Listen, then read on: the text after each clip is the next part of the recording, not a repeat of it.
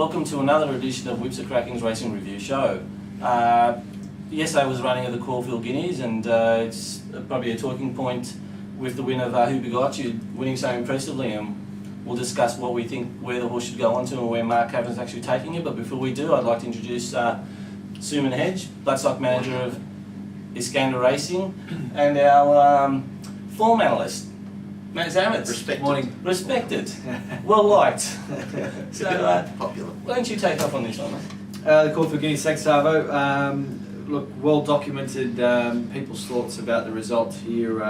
Absolutely sensational win by Who Got You, who started favourite on the back of an enormous victory a couple of weeks before at Moonee Valley in the Bill Stud Stakes. Really put the writing on the wall with that run. If he hadn't done already, though, to be honest, with some real sizzling performances coming from near last and running home quite well in some of the other lead-ups. I thought this race really stamped him as a superstar of the future. I think this really proved that he is capable of that sort of level. Basically, I think the horse showed that, a la the Kingston Towns, the Sunlines, all the good horses of the past, he can make 2 or 3 runs in a race. The horse sat, might as well have been last. What did he have? A few behind him, I think, in the run. Settled absolutely perfectly, which really augurs well for the Victoria Derby coming up, and I see no reason why he can't go on and win that. And after settling so well, made his run when Rod asked him for a bit of an effort, and just circled the field with absolute ease. And coming to the turn, there was nothing else you wanted to be on those there, boys. I mean, he had picked them up and was ready to run away, and just such an aggressive finish to the race as well. That last furlong was absolutely fantastic. I can't speak any higher of the horse. As I said, that real mark of a great horse, the ability to make that sort of bit of a gut-busting run around a big field there in a big race that's already had a bit of pressure applied, and then kick on and show that turn of foot after that sort of run. Just amazing. Look, I thought, as I said in our last couple of reviews, I was continuously supporting Time Thief as well. I didn't get off after he got beat by Fernandino. I thought he was better than that effort, and he'd come good. I still think the horse is probably just a preparation away. I think when he comes back, he'll be a nice enough horse. Certainly no match for the winner, but I think the jockey had reason to believe he was perhaps kicking home the winner at one stage there at the top of the straight until he saw that big thing come past him and just go whoosh. But a good performance by Time Thief nonetheless. Von Costa de Hero, a gunner in my mind. Ran on again for a placing. I don't think he's top level. I think that's his level. Placing in Group 1s is where I position Von Costa de Hero. And I think what I'd really like to say is, wasn't it great to see a victory for the small guys? So, I mean, you had 2 powerhouse stables behind Who Got You there in the Dali colours there, and my dad said to me on the way here, he said they probably could have paid Who Got You's owners $1 million just to stay home with what it would have meant to them to have Time Thief get up and win that race for the future as a stallion prospect. But it's fantastic. A $19,500 yearling bought privately after it was passed in at a sale by a stallion who I guess wasn't as well received to begin with, but has since proven otherwise. Well, my thoughts on the race, we've all illustrated how highly we think of Who Got You, and he proved beyond any doubt that he's the best 3-year-old male in the country. Whether he's the best 3-year-old, we probably won't get to see, unfortunately. I really think that on the strength of yesterday's win and what we've seen from the Weight for Age racing this year, with there being different winners and a distinct lack of depth, that he should be running in the Cox Plate. Arvo, you and I just discussed this a couple of weeks ago, that we thought that the horse, there was no reason to protect him from the older horses, because in fact history suggests that running in a VRC Derby can be a lot more damaging to future prospects to a horse than the Cox Plate. So I'm quite baffled, but yeah, yesterday's win was just full of merit. He treated them with contempt. There is absolutely no excuses for any of the beaten brigade. Time Thief's effort was very sound and consistent. He's knocking on the door, and no doubt he'll pick up a good race. He just has to stop running into champions like this. I think you're a bit harsh on Von Costa. I think running third in a Group 1, one of the better Group 1s for 3-year-olds, and then calling him a gunner. Maybe that's because expectations have been a bit too high on the horse because of his purchase price and whatnot. He's the only 2-year-old that's really standing up from last season, so I think, well, from the Golden Slipper, you know, he's come out of that. Sebring's injured, none of the others have really done anything.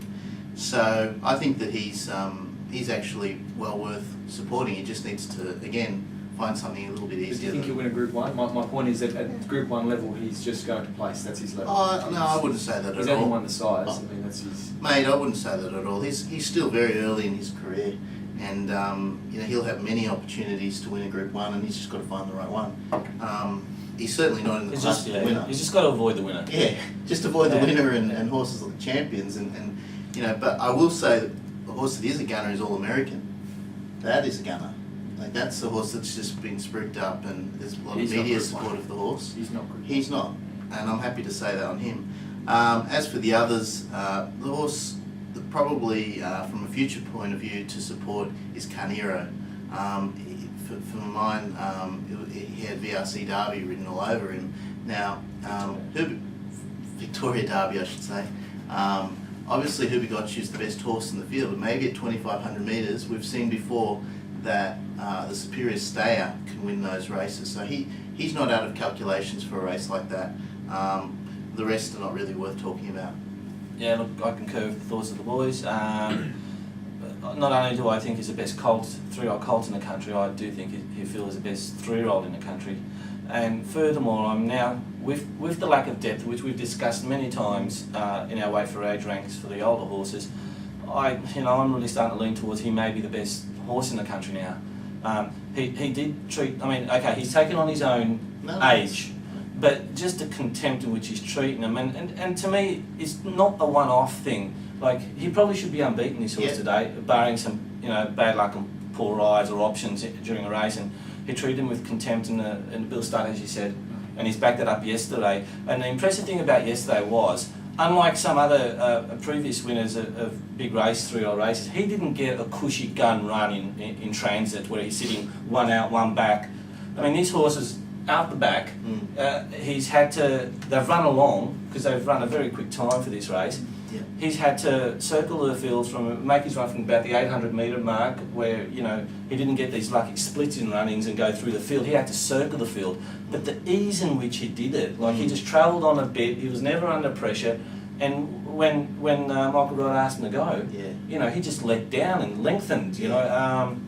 It's not easy to do that. It's not easy to do that, mate, because horses that make those sort of runs come to the home turn. Usually you see him under a little bit of pressure trying to, go, but he just had another gear. The really exciting thing too, boys, is that this horse's pedigree, he can run any distance on that pedigree. Exactly. And that's what, like you said, that's the exciting part of him. That's the part that could make him an international star, apart from being a local star. I totally agree. And before we finish on the Caulfield Gillies, I do want to say, I spoke to Mark Kavanagh last night. Now, I just wanted to see if he changed his mind about whether or not he would take a path into the Cox Plate now, seeing he's so dominant, and he is adamant the horse will not go there. And I bounced off him, thoughts where is it more difficult for him to run in a Vase and then the Derby, or would it just go, just a Cox Plate and be done with it? And I sort of felt as though that would be easier for the horse rather than going in the Amy Vase and then the Derby. But he's adamant. He keeps on saying he's a gelding. There's no reason for us to prove him against the older horses, and that he'll look after him and he'll get years and years of joy out of it. I don't agree either, but he's the trainer. He is, but look, at the end of the day, he might be a gelding, but he's there now, so and he's informed. But I do agree with him though that being a gelding, there's really little to be gained by running the horse in the Cox Plate as a 3-year-old. Or the Derby. He's got his 4, 5 and 6-year-old years. Well, what's it going to be running a Derby? Well, but that's a different. I'd rather have a Cox Plate on my CV than a Derby. He doesn't need a CV. He doesn't need a CV. It comes down to opportunity, Matt. At the moment, the opportunity is huge to win that race. 48 kilos. Next year, there might be other stars in the race, and there might be more depth. And as you know, injuries occur. Yeah, that's true. but like, as I always say, God, who are we to sort of doubt trainers? Oh no, The but bloke trainers who's aren't trained always horses right, every day. mate. Just because No, they they're train not. horse doesn't mean they're always They're right. not, but I did hear him say that not enough 3-year-olds win it for him to sort of Not enough get too horses carried away. this good at get too actually have a carried go. away.